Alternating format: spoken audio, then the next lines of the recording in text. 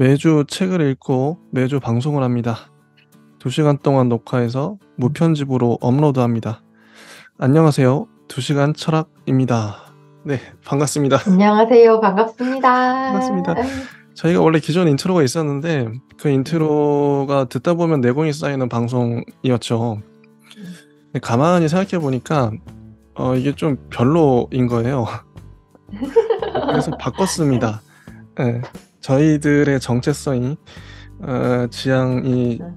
좀 일상에 잘 묻어나는 그런 음. 인트로로 바꿔봤는데요. 어떠신가요, 사장님? 네. 네. 좋은 것 같아요. 네. 아니 뭐 네, 늘 좋습니다. 그렇듯 별 생각이 없습니다. 네. 선영님 뭐 일주일 동안 어떻게 지내셨나요? 일주일 동안 이제 마감을 있었는데 마감 네. 1차 마감 하나 했고 아, 그다음에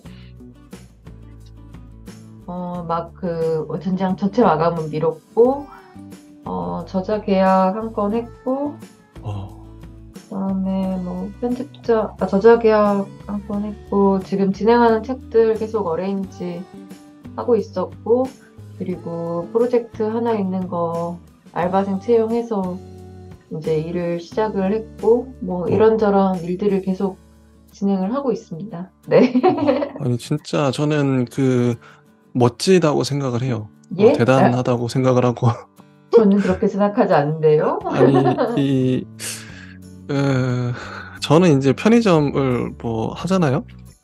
근데 뭐 일마다 뭐 직업의 귀천은 없겠지만 직업마다 어떤 경험을 쌓게 되는데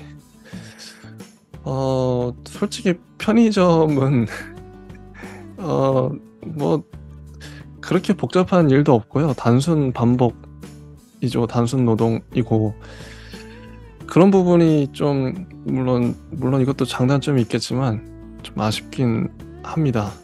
근데 음. 선영님 같은 경우에는 그 일을 하시면서 나름 알게 모르게 쌓여가는 어떤 경력들 많은 것들을 아마 음. 배우고 깨닫고 하실 것 같아요. 몸에 배는 어떤 것들이 있겠죠. 편집자라는 게 전 예전에도 편집자를 꿈꾸긴 했었는데 아, 진짜요? 잘하실 것 네. 같은데? 아닙니다. 그래서 오늘은 네.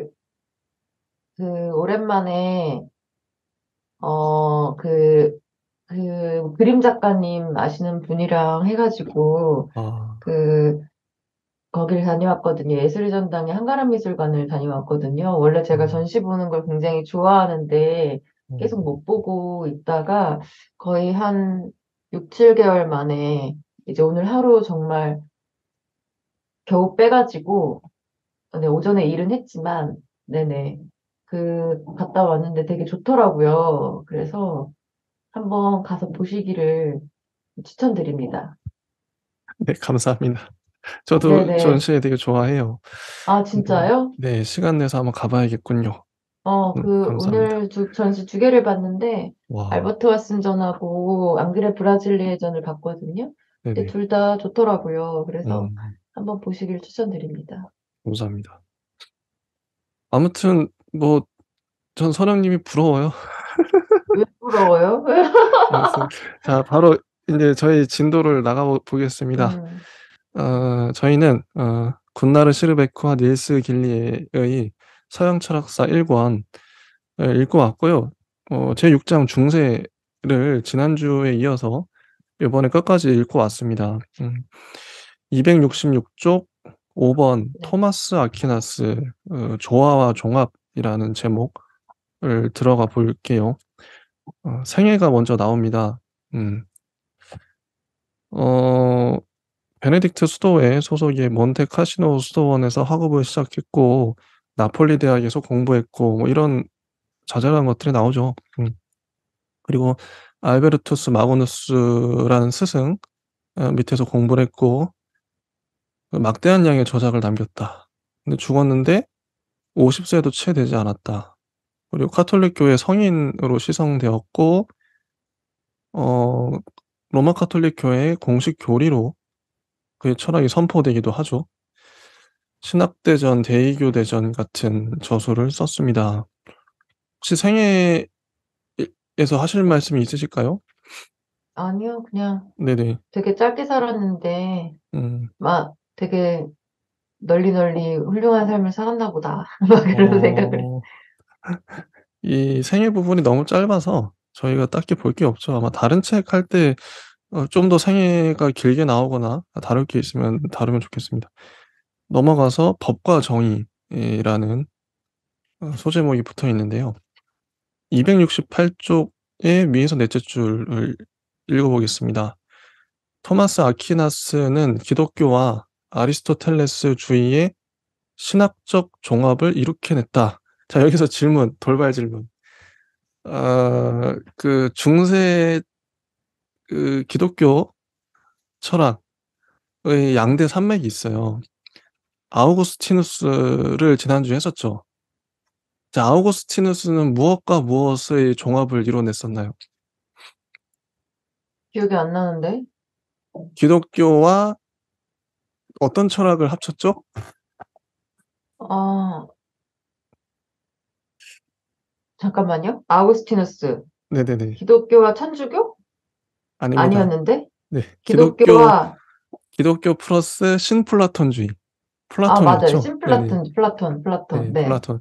그러니까 아우구스티누스는 플라톤을 합쳤고 음, 토마스 아퀴나스는 기독교의 아리스토텔레스를 합쳤다. 이렇게 보시면 됩니다. 네. 그게 너무 계속 어려운 반복. 질문이었습니다. 예, 처음에 어려울 수 있어요. 이게 공부는 전 반복이라 생각해요. 끊임없이 음, 반복하면서 익숙해지는 거죠. 뭐 우리는 뭐 20년 공부할 거니까. 네. 예. 30년? 네. 아, 저는 좋습니다. 20년 할래요. 20년 좋습니다. 20년. 일단 자, 이 종합은 이후 그 생명력이 입증되어 로마 카톨릭 교회는 나중에 토마스주의를 무엇보다 선호하는 철학으로 채택하기에 이른다. 아마 지금 이 시대에 현대의 21 세기의 로마 카톨릭의 철학도 아마 토마스주의, 맞아요. 토마스 아퀴나스를 그대로 인제 이어받은 걸 거예요. 그만큼 대단하죠, 영향력이. 1200 년도에 그때 태어난 사람이 아직까지도 영향력을 발휘한다. 대단합니다. 그래서 아퀴나스는 아리스토텔레스를 기독교화하였다. 이런 말. 그리고 세 번째 문단에 기독교 아리스토텔레스주의의 토마스주의적 종합의 특징은 조화, 조화라고 나와요. 하모니제이션. 음. 신과 세계를 조화시키고 신앙과 이성을 조화시키는 것이다. 보편자 문제와 관련한 아퀴나스는 다음과 같은 온건한 아리스토텔레스적 개념 실제론을 수용하였다. 개념들은 존재하는데 오직 대상들 내에만 존재한다. 우리의 지식은 감각 인상들로부터 시작되지만 우리는 추상을 통해 대상들 속의 보편적 원리들을 인식한다. 음. 269 쪽에 보면 어 그 그래프가 나와요. ABCD 해 가지고. 뭐 이거 쉽죠. 이성으로는 결코 파악될 수 없는 기독교적 진리가 있기도 하고, 그리고 이성은 우리를 신에게로 인도할 수 있다. 몇 가지 진리와 관련해서 우리는 이성으로 파악한 통찰과 신앙으로 파악한 통찰 모두를 가질 수 있다. 이성과 계시의 중간, 그다음에 계시만 있는 이렇게 세 부분으로 파트를 나눌 수 있겠죠. 음. 아리스토텔레스처럼 아퀴나스도 우주는 위계적 질서를 갖는다고 보았다. 그래서 아래 그래프 보시면 신부터 천사, 인간, 동물, 식물, 뭐 암석, 흙 이렇게 위에서부터 아래로 나눠지죠. 근데 화살표가 위로 올라가요, 암석부터. 이게 인제 아리스토텔레스적인 접근. 플라톤이었으면 위에서 아래로 내려올 텐데 아리스토텔레스니까 아래에서 위로 가겠죠. 음, 아리스토텔레스처럼 아퀴나스도 인간을 사회적 존재로 보았다.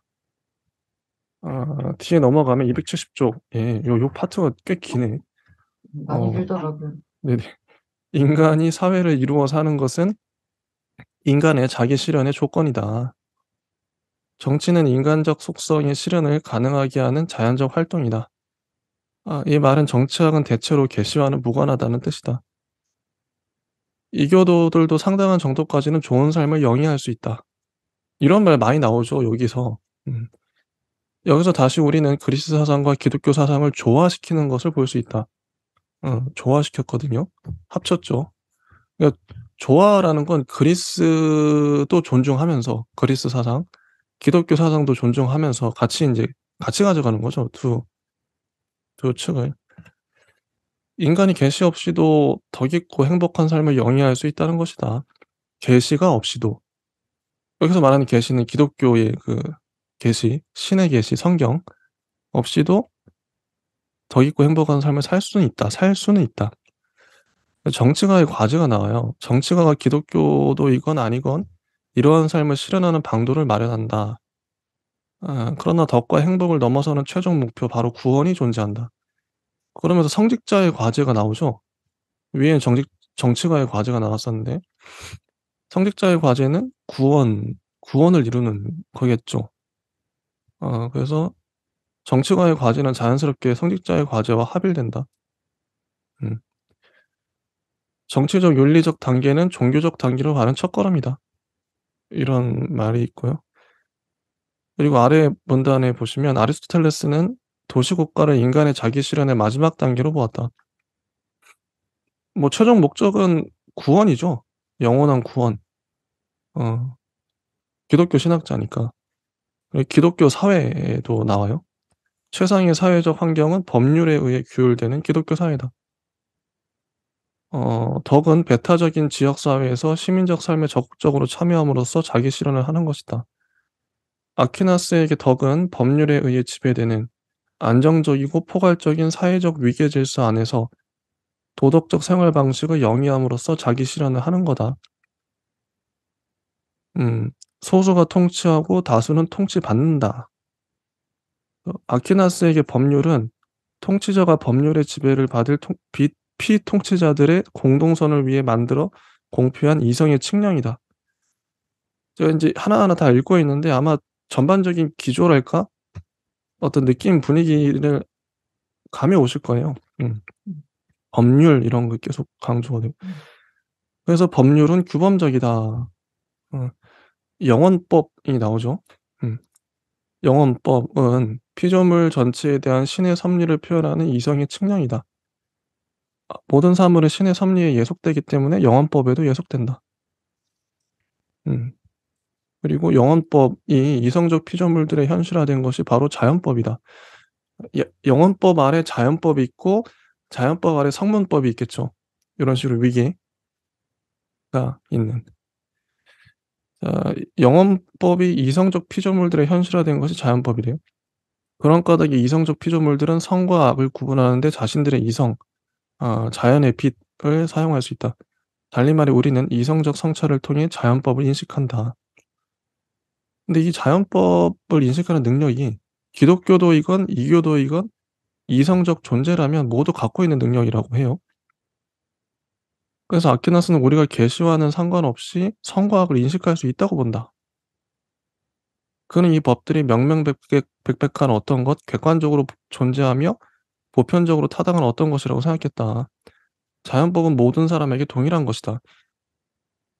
이게 좀 읽으면서도 이해가 되는 게 아퀴나스가 뭐 뒤에도 나오지만 당시에 그 신증명도 뒤에 나오잖아요. 근데 신증명을 하는 게 기독교도들뿐만 아니라 그 이교도들, 기독교를 믿지 않는 사람들한테 또 이 변증하는 수단으로 신증명을 사용하잖아요. 근데 그런 맥락에서 보면 이것도 이해가 가요. 그러니까 너희들이 이교도들이 신을 믿지 않더라도 너희들은 자연법은 알 수 있어. 그러니까 존중을 해 주는 거죠. 이방인들을. 존중을 해 주면서 하지만 너희들은 영언법은 모르지. 그러면 기독교 믿어. 이 자연법 위에 영언법 있어. 근데 그 영언법 알고 싶지 그럼 기독교 믿어. 이런 거 아닐까. 니들도 정치관 있잖아. 정치관은 다 있으니까 어느 나라든. 근데 성직자는 없지. 성직자는 기독교만 있는데 그럼 기독교 믿어. 이런 그니까요. 좀 이런 이게 인제 뉘앙스로 자 네 기 이쯤에서 기 인제 어떻게 네 보세요? 기 이게 인제 기독교를 믿으라는 전도의 논리잖아요 사실. 기독교 여기 이게 지금까지 읽어온 논리들을 보면 제가 말씀드린 대로 기독교 음. 영헌법이 자연법 위에 있고 정치가 위에 네네. 성직자가 있어요. 어. 네. 근데 위계거든요. 네. 지금 시대에도 같은 얘기를 하잖아요. 기독교가 예예예예. 어어어. 전도의 원리가 저는 그렇다고 생각하거든요. 아 말씀하신 우리가 대로 우월해. 우리가 뛰어난 예예. 너네보다. 예. 그러니까 자연법 위에 영헌법이 있기 때문에 그 자연법 그 이상의 것들을 알아야 더 뭔가 풍요로워질 수 있으니까 음. 그래서 이제 "종교를 믿어야 한다."라고 얘기를 하잖아요. 음. 근데 뭐 그런 것 같기도 해요 근데. 음. 아니 안 근데 믿는 이게 저는 뭐 입장에서는 기독교니까 뭐 그러려니 하는데 또 무신론 또 무교시니까 이런 거 보면 음 좀 '야 건방진데? 교만한데?' 좀 거부감 같은 거 안 드세요? 그런 건 안 들어요. 신기하네. 그게 왜요? 사람에 따라 다를 수도 있는데 네. 어 그 각자 자기가 좋다고 생각하고 자기가 이상적이라고 생각하는 기준은 다 다르잖아요. 네. 그래서 일종의 그런 거라고 생각해요. 이를테면은 자식 자녀가 있는 사람들 같은 경우에는 자녀가를 안 낳아 보고 자녀를 안 길러 본 사람한테 "자녀를 기르면 또 다른 세계가 펼쳐진다. 또 다른 좀 더 성인이 될 수 있다." 이렇게 막 "성숙해질 수 있다."라고 얘기를 하잖아요. 맞아요. 그런 논리 그리고 많이 있죠. 많이 하죠. 많이 그리고 들어봤죠. 저는 인제 고양이를 기르니까 어. 동물을 기르는 것과 기르지 않는 것의 삶의 풍요로움, 정서적 음. 풍요로움이 다르다고 생각을 하거든요. 음. 그런 거랑 쪼 그런 거랑 쪼금 올라갔어요. 마찬가지로 그런 거랑 마찬가지라고 저는 생각해요. 그러니까 경험해 보지 못한 것들에 대해서 그게 좋은 거라고 생각을 하니까 음. 타인에게 권유를 하는 거잖아요. 맞아요. 맞아요. 그래서 영어법이라고 얘기한 것이 자기가 느껴보고 좋았으니까 다른 사람들한테도 음. 권유를 하는 뭔가의 논리 체계를 가진 방법이라고 생각을 하기 때문에 음. 저는 뭐 자녀를 낳는 거 부모들이 애들한테 공부하라고 하는 거 음. 동물을 안 기르는 사람들이 한번 길러 보라고 하는 거 막 이런 거 음. 있잖아요. 왜 음음. 그런 거랑 비슷한 맥락이라고 저는 생각해요. 이제 종교를 음. 권유하는 것도. 그쵸. 음. 그 271 쪽의 두 번째 문단을 봐도 바로 나와요. 비기독교도들에 비해 기독교도들이 갖는 장점은 계시를 통해 신법을 안다는 것이다. 그죠 이런 논리. 그러나 신법은 근본적으로 구원에만 적용된다.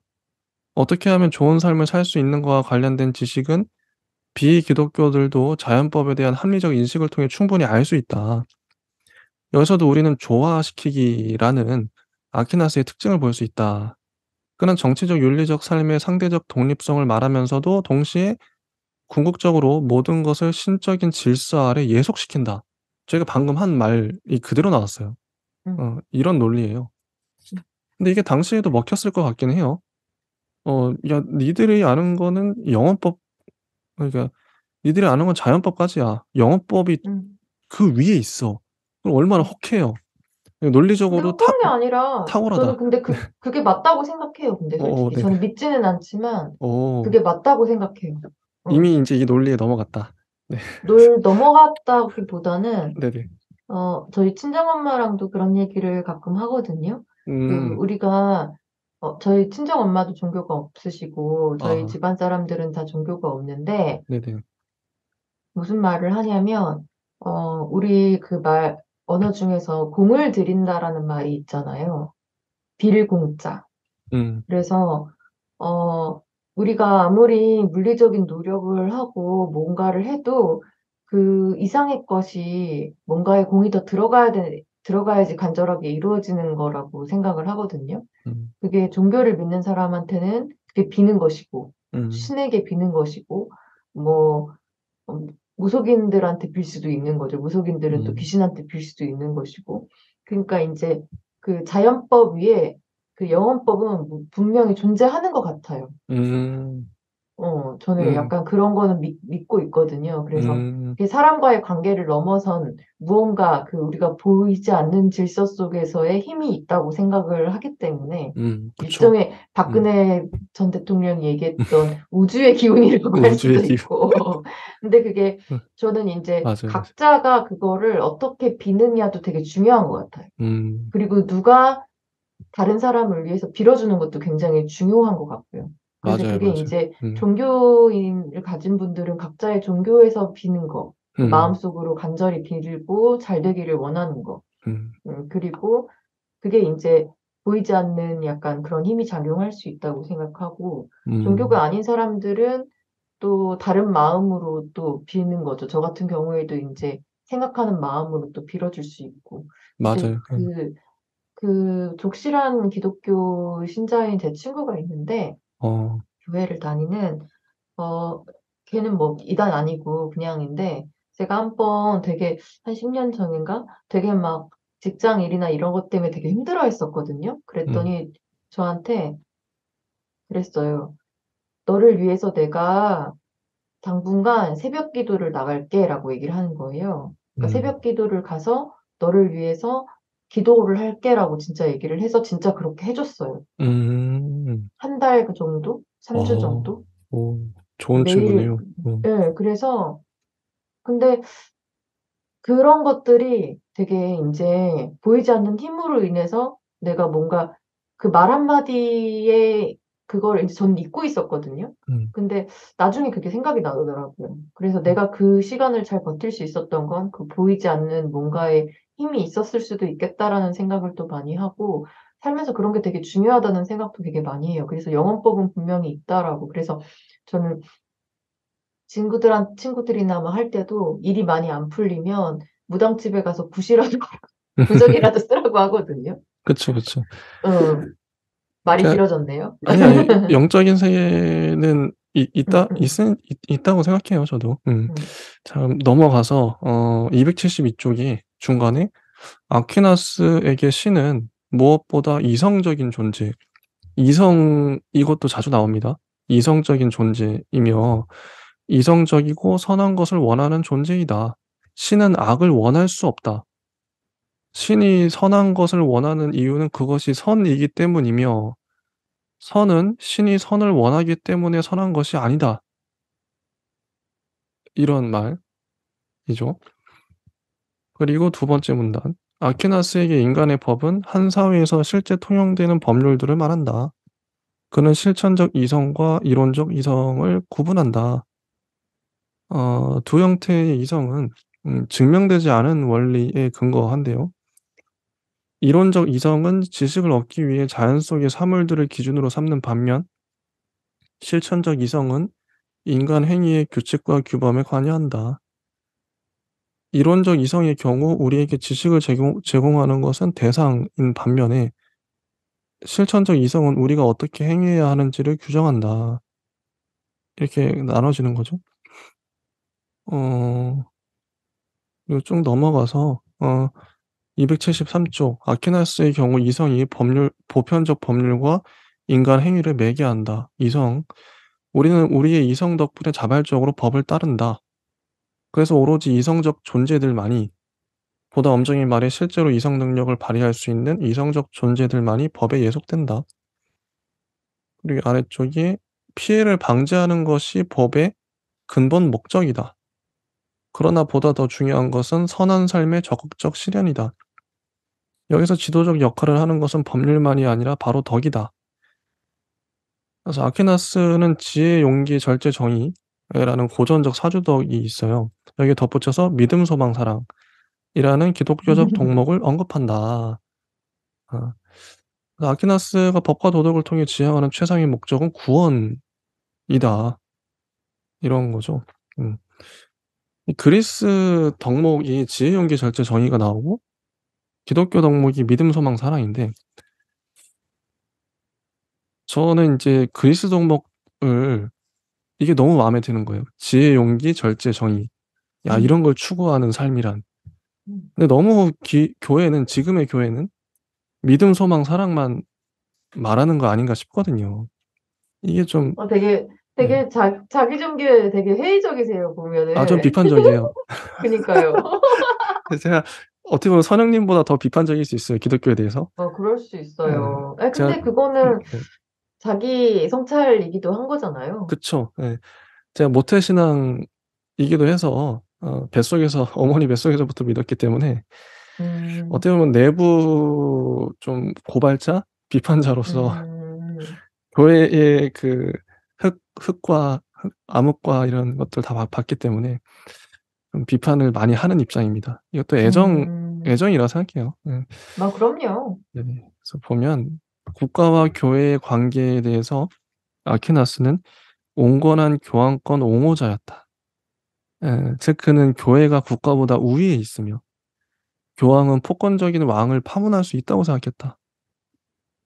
동시에 아퀴나스는 교황권과 황제권에 관한 젤라시우스 1 세의 두 권력 이론을 수용했으며 교회의 도덕적 우위성이 법률적 우위성으로 나아가서는 안 된다고 생각했다. 나아가 그는 아리스토텔레스주의자답게 사회는 자연적으로 주어진 것이라고 생각했다. 따라서 국가의 일에 대해 교회의 지도력이 행사될 필요가 없다고 보았다.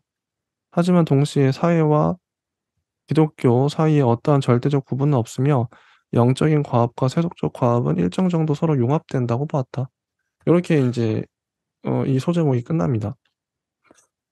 뭐 그냥 넘어갈까요? 음. 네. 네네. 자 274 쪽에 존재론이라는 제목인데요. 재밌습니다 이거. 존재와 존재자라는 소제목이 붙어 있죠. 저는 요거 재밌더라고요.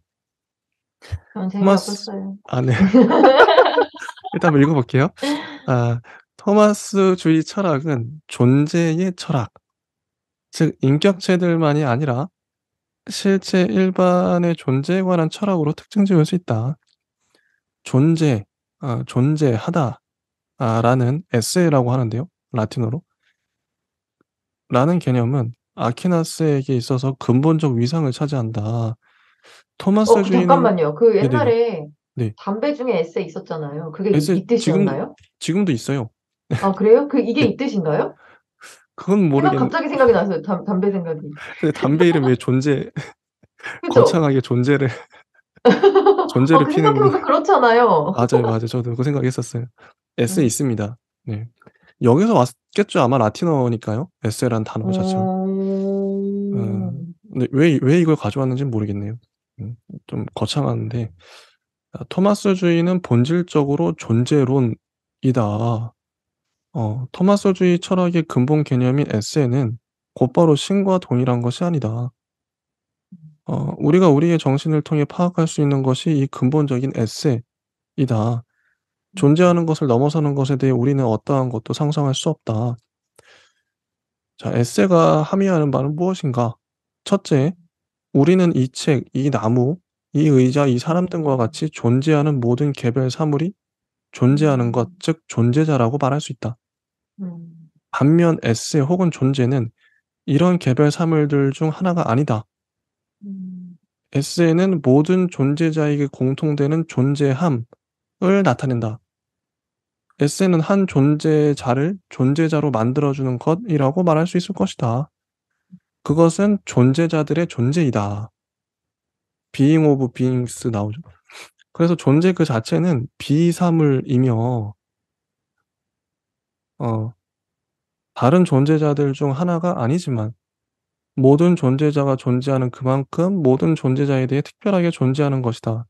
그래서 존재는 어떤 개별적 존재자보다 더 근본적이다. 음, 우리는 사유를 통해서 현존하는 개별적 현상 속에서 그리고 그런 현상에 의거하여 존재를 파악할 수 있다. 신을 인식하거나 존재의 의미를 인식하기 위하여 다시금 우리의 사유를 통해 존재를 넘어서 통찰하는 것은 불가능하다. 우리는 사유를 통해서 한계도 없고 결함도 없는 것, 무한하고 완벽한 것으로서의 존재에 도달할 수는 있지만 그것이 의미하는 바를 파악할 수는 없다. 이렇게 존재는 인간의 인식의 한계를 드러내준다. 사유 자체를 포함하여 사유될 수 있는 것은 모두 존재에 의해 규정된다. 그리하여 존재는 철학의 최대의 미스터리이다. 무엇인가가 존재한다는 것이 바로 존재의 미스터리이다. 멋있지 않나요?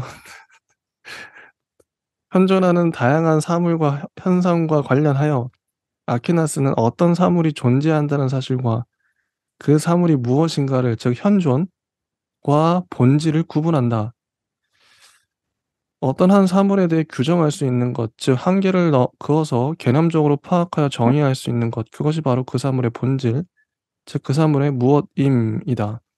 그러나 그것이 존재한다는 사실, 그것의 현존은 오직 직접적이고 직관적으로만 파악될 수 있다. 그것을 설명하고 더 이상 정의하는 것은 불가능하다.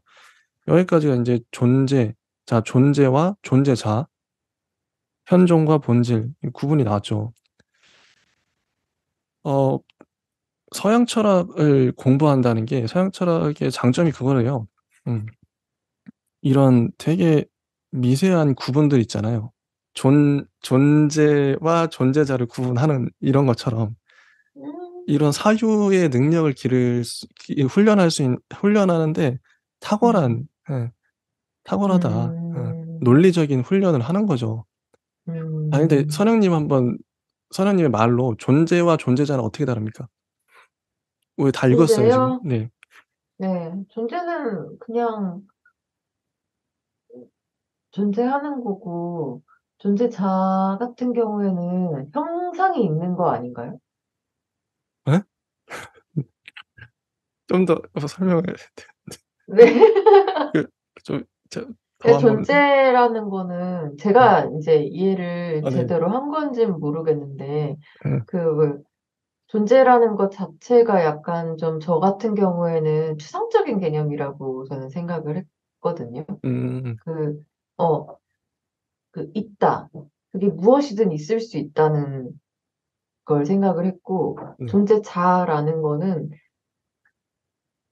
존재하는 걸 규정할 수 있는 그니까 형상이라고 생각을 했었거든요. 음. 그래서 예. 이게 근데 제대로 이해를 한 건지를 모르겠어요. 그래서 음. 존재하는 것이 이제 존재자, 존재하는 것이 존재할 수는 있으나 존재한다고 해서 존재자가 존재하는가 그거에 네. 대한 좀 고민을 하게 되었죠. 네. 음. 설명해 음음음. 주세요. 아니요. 저도 자세히는 뭐 제가 이해한 바는 뭐 각자의 이해를 나누는 건데, 음. 여기 보면 이 책, 이 나무, 이 의자, 이 사람, 이게 인제 존재자라고 나와요. 개별 음. 사물들이죠. 음. 각각 이 눈에 보이는 그 지금 우리가 이게 직접적으로 이 감각으로 인식할 수 있는, 음. 눈으로 음. 보고 만지고, 음. 음. 이게 인제 존재자라고 한다면, 존재자는 음. 분명하죠. 보이니까. 각각의 음. 존재자들이 있어요. 음. 그럼 이 존재자에서 추상이 되면 존재가 되는. 음. 존재는 이런 개별 사물들 중에 하나가 아니다. 음. 존재는 모든 존재자에게 공통되는 존재함이다. 음. 존재자를 존재자로 만들어 주는 게 존재다.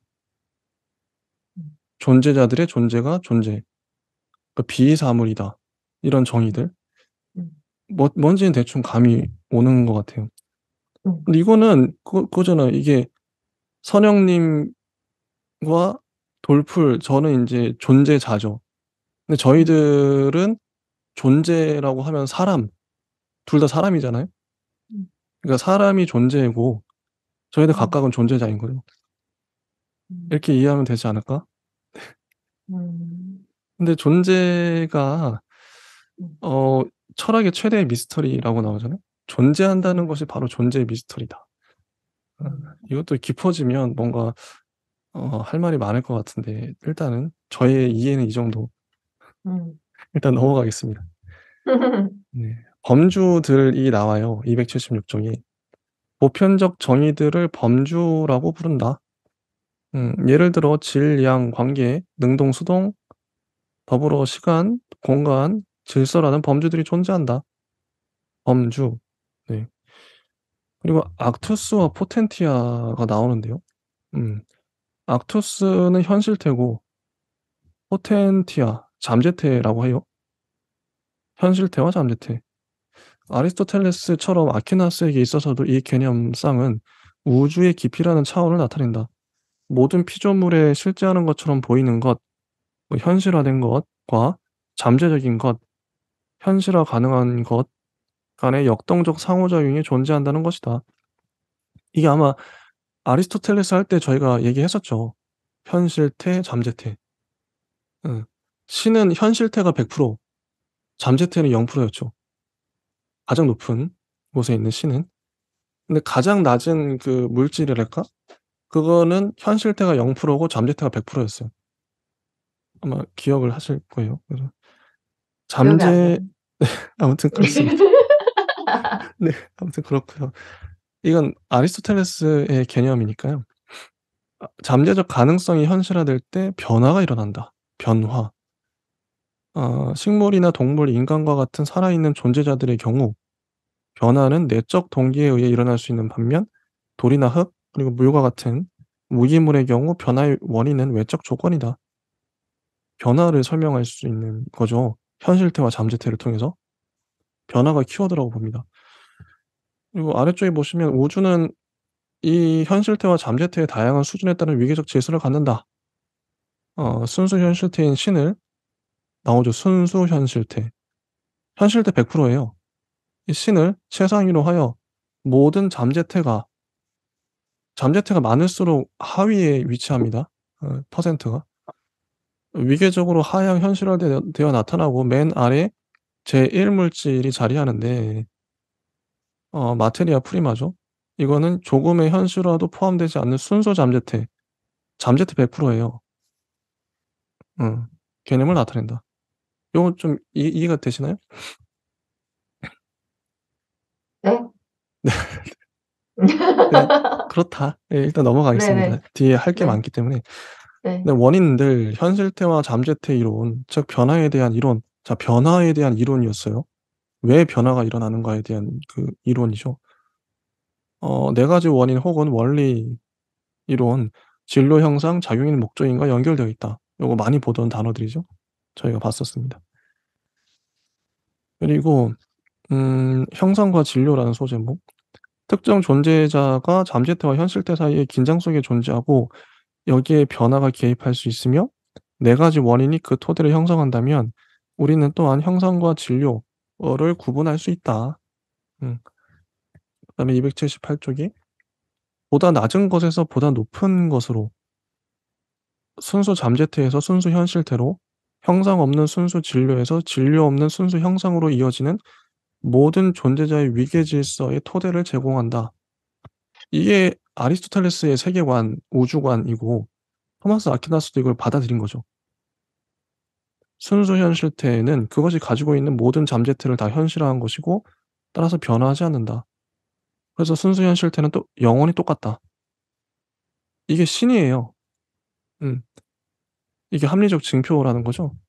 내려가면 아리스토텔레스와 아퀴나스는 어떤 의미에서 바닥에서 시작해서 단계별로 상승해가는 반면에 신플라톤주의자들은 원초적 시원, 신 뭐 이데아들에서 출발하여 거의로부터 하강한다고 말할 수 있다. 이게 차이점이죠. 아리스토텔레스와 아퀴나스는 지각 가능한 현상들로부터 최상의 원리들을 밝혀내려고 한다. 반면 신플라톤주의자들은 최상의 토대로부터 지각 가능한 현상들을 조명해내려고 한다. 이 차이는 보편자에 대한 견해차로 나타난다. 철저한 개념 실제론, 플라톤주의는 모든 존재의 보편적 특징들을 파악함으로써 사유가 우주의 본질까지도 통찰할 수 있다고 생각하는 반면 온건한 개념 실제론, 아리스토텔레스주의는 개별 현상들에 나타난 형상들로부터 보다 보편적인 특징들로 나아가는 데 있어 더 조심스러운 태도를 취한다. 네. 서, 선생님 다 이해되시나요? 네, 직관적으로는 이해가 네네. 됩니다. 네네. 그럼 계속 가보겠습니다. 영혼과 육체라는 파트인데요. 두 번째 문단. 아퀴나스에게 인간은 최상의 물질적 존재자이다. 어, 그, 당연히 여기 위계가 있죠. 위에 이제 식물, 가장 낮은 게 바위, 흙, 공기, 무기물들. 그 다음에 식물, 동물, 인간 이렇게 올라가요. 인간은 최상의 물질적 존재자. 인간은 육체인 동시에 영혼이다. 그래서 이런 말들. 넘어가서 280쪽에 영혼은 불멸이다. 아퀴나스에게 인간 영혼은 두 가지 주요한 기능을 갖는다. 인식과 의지가 그것이다. 의지는 인식을 추동하는 활동력으로 이해된다. 인식은 무엇이 목적으로서 좋은 것인가를 파악하고 의지는 그렇게 파악된 목적을 실현하기 위한 행동을 개시한다. 따라서 인식이 1차적 요소이며 의지는 사전의 목적으로 설정된 것의 종속적인 충동으로 이해된다. 토마스 주인은 인간과 인간의 행위에 관하여 이성이 의지보다 우선한다는 일종의 주지주의를 표방한대요. 이게 재밌는 게 음 아우구스티누스의 경우 의지를 앞세웠어요. 이성보다 의지가 더 중요하다고 얘기했죠. 그래서 주의주의였고 토마스 아퀴나스는 이성이 의지보다 우선한다. 그래서 주지주의예요. 이해가 가시나요? 이런 차이. 이거만으로도 또 많은 얘기가 가능하죠. 이성 먼저 뭐 의지 먼저 이런 차이 때문에. 자 계속 가 보겠습니다. 인식론. 인식론이라는 소제목인데요. 음 토마스주의 인식론은 우리가 세계에 관한 지식을 획득할 수 있다고 생각했다는 점에서 실제론적이라고 특징 지을 수 있다. 따라서 그의 견해는 인식론적 회의론과 반대된다. 나아가 아퀴나스는 우리가 감각 경험과 경험한 것에 대한 성찰을 통해서 지식을 획득할 수 있다고 주장했죠. 281쪽에 보면 아퀴나스는 지식이 감각 경험으로부터 시작된다고 생각한다. 정말 아리스토텔레스를 그대로 가져왔죠. 감각 경험으로부터 지식이 시작돼. 먼저 감각 속에 존재하지 않고서 지성 속에 존재하는 것은 없어. 감각 경험은 특정한 구체적 현상에 적용돼. 감각 경험을 통해 우리는 이 지각 가능한 현상들로부터 직접적 인상들을 받아들인다. 우리가 이 대상들을 창출하는 것은 아니에요. 우리는 우리의 지성을 통해 지각 가능한 현상들의 감각 인상들로부터 다양한 현상 속에 공통되는 특징들을 인식해낼 수 있고 개념들을 형성해낼 수 있다. 음. 그리고 아래쪽 문단을 보시면 아퀴나스에 대한 타당한 해석은 온건한 실제론으로 보는 입장이다. 인식이 개별 사물들의 감각 경험으로부터 시작되긴 하지만 이것이 곧 직접적 감각 경험이 지성의 개념 인식보다 더 높은 위상을 갖는다는 것을 의미하진 않는다. 모든 인식이 개별 사물들의 감각 경험으로부터 시작되긴 하지만 이로부터 우리가 도출하는 보편적 개념들을 인간이 창조해낸 순수한 추상으로 이해할 필요는 없다. 개념들이 감각 경험을 배경으로 해서 인식되었는지 여부와는 무관하게 개념들은 독립적인 존재론적 위상을 갖는다고 말할 수 있다.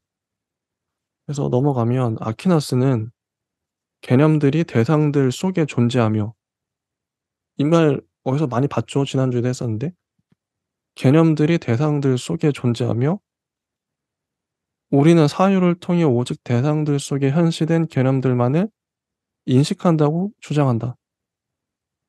시간상 사후에 인식된 것이라고 해서 존재론적 위계나 인식론적 위상이 열등한 것이 아니다. 보편자들은 대상들 속에 독립적으로 존재하며 우리는 보편자들을 인식함으로써 실제의 근본적 특징들에 대한 통찰을 획득한다. 다음 문단. 아퀴나스에게는 개별 대상들, 특수자들과 그것들이 포함하고 있는 형상 혹은 개념들, 보편자들 모두 신에 의해 창조된 것이다. 감각 경험과 사유 모두 신이 부여한 인간의 인식 능력인 것과 마찬가지로 사물들과 개념들은 모두 신으로부터 비롯된 것이다. 특수자들과 보편자들을 어느 정도 동등하게 조율해내는 온건한 실제로는 기독교 신학의 즉 보편자들과 특수자들을 모두 써서 창조하는 창조자로서의 신의 이념에 그 기반을 두고 있다. 나아가 이것은 신이 일정하게 우리의 인식과 외부 세계에 관해 대응을 확보해 주었다는 것을 뜻한다. 우리의 감각 능력은 우리를 둘러싼 감각 가능한 우주 만물을 인식할 수 있도록 창조되었다. 그리고 우리의 인식 능력은 보편적 형상들을 인식할 수 있죠. 음. 이게 아무래도 좀 많이 읽고 있는데요. 읽다가 좀 이해 안 되는 거 있으면 바로바로 물어봐 주세요. 하실 말씀이 있어도 얘기해 주셔도 좋고. 네. 네. 네네. 283 쪽에 위에 보시면 진료 나옵니다, 진료. 진료는 운동과 변화의 조건이다. 진료는 바로 개별 사물들을 개별화시켜 주는 것, 즉 두 개의 사물이 서로 동일한 것이 아니면서도 동일한 형상을 갖는 것을 가능하게 해 준다. 각각의 사물의 진료가 차지하는 공간은 다른 사물의 진료가 동시에 차지할 수 없기 때문이다. 우리가 어떤 대상에 대해 무언가를 인식할 때 그것은 바로 그 대상의 형상이다. 진료 형상이 나왔어요. 아리스토텔레스의 개념이죠. 사물을 인식 가능하게 만드는 것은 형상이다. 그렇죠? 형상은 사물의 구조이자 외관이다. 형상은 사물에 대해 그것이 어떠한지 특징 짓는 것을 가능하게 한다. 아퀴나스에 따르면 외부의 물질적 사물들에 대한 지식은 우리가 무언가에 집중하기 위해 다른 것들을 무시할 때 획득된다. 지식은 반드시 우리가 무언가를 추상할 것을 요구한다. 이와 같은 다양한 수준의 추상을 통해 자연 철학, 수학, 형이상학과 같은 다양한 학문이 등장한다. 자연 철학이 나와요.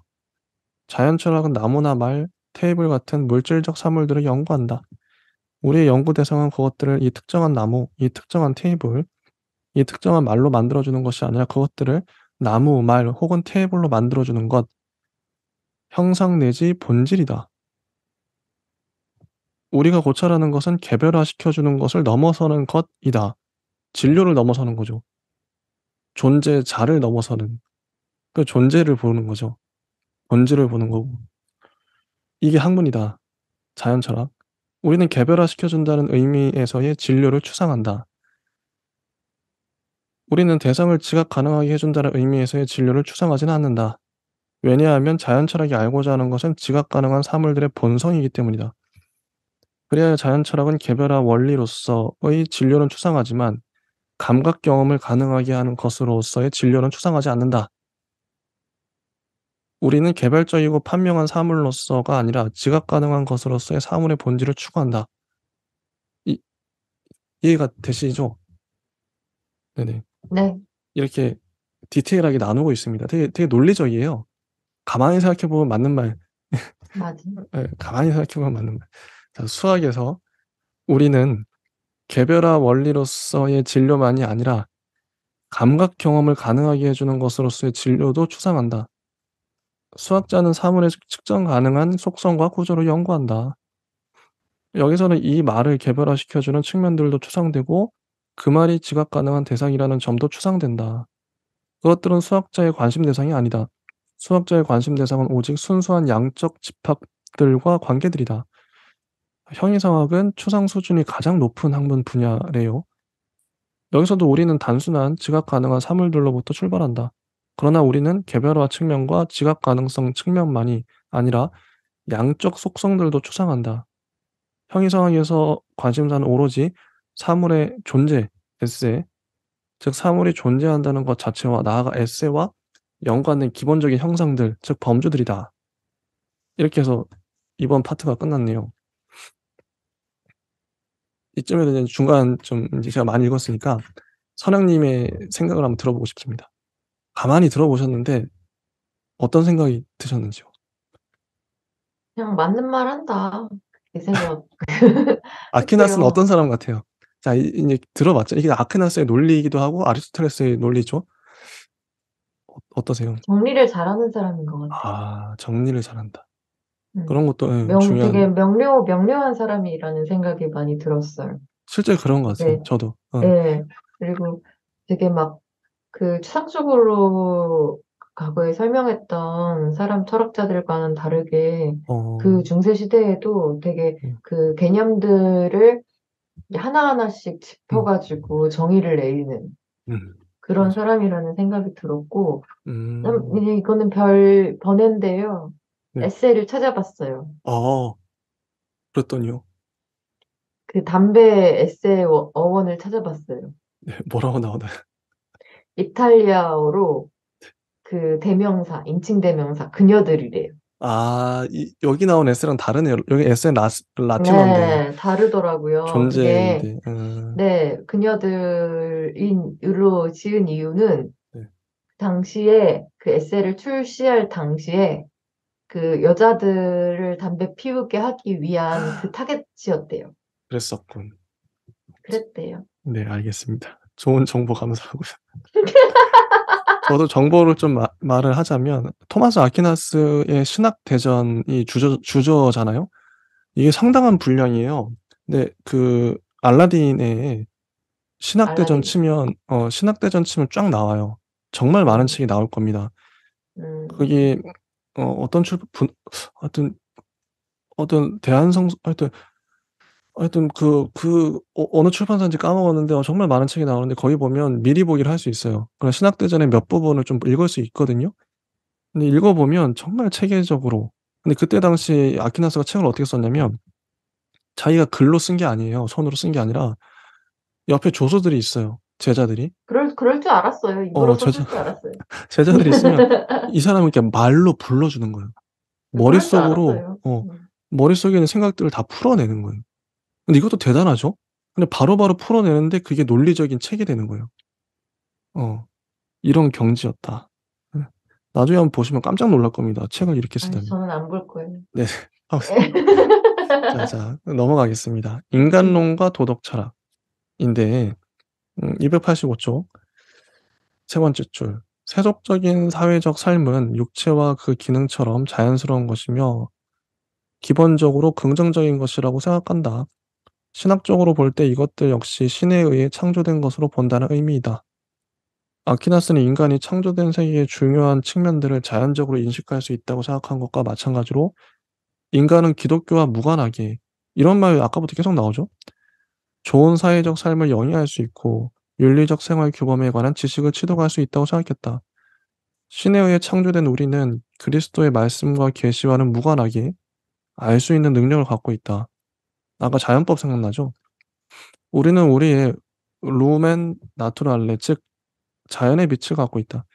나아가 우리는 그리스도의 말씀과는 상관없이 계속 나와요. 그리고 기독교적 규율과는 무관하게 합리적인 사회적 삶을 영위할 수 있다. 근데 이 말을 한 이유는 다 의도가 있는. 그리하여 아퀴나스는 아우구스티누스주의의 주의주의자이고 비관주의적인 인간관을 공유하지 않는다.